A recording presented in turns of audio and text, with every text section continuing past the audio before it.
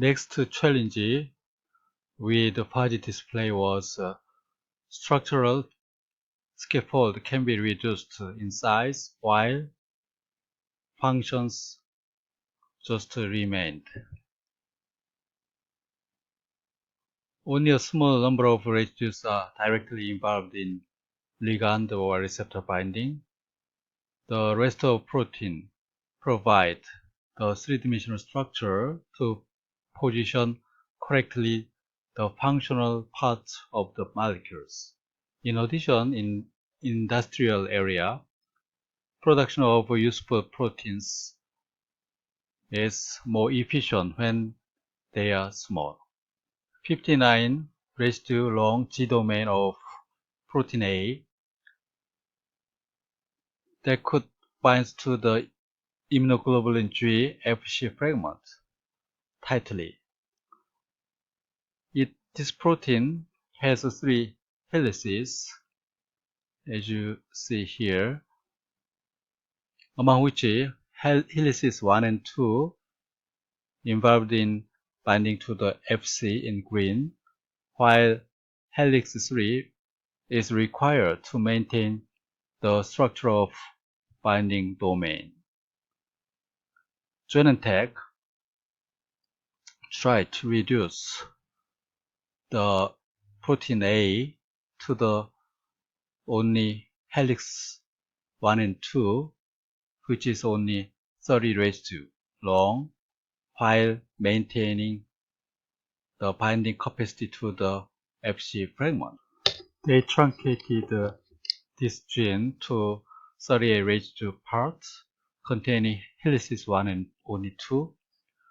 They applied three iterative stages.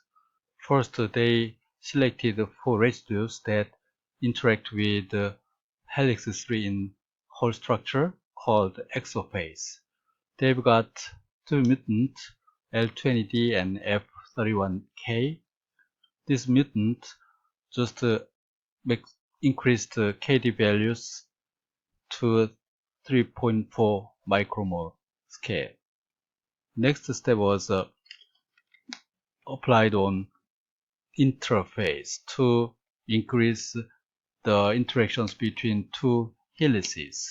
5 positions in this category, among which 3 residues were replaced, increasing the stability further.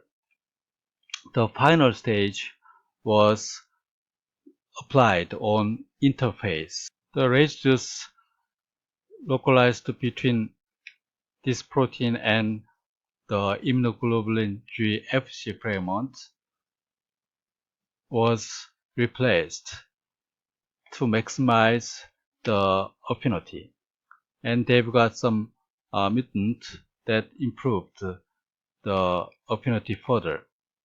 Finally, they removed 5 N-terminal residues, leading to a shorter 33 residue, which has a KD value of 40 nanometer.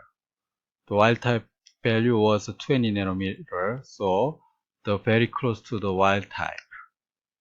Thus, the iterative cycles of fuzzy display were used to create a more stable protein surface and to repack the protein core.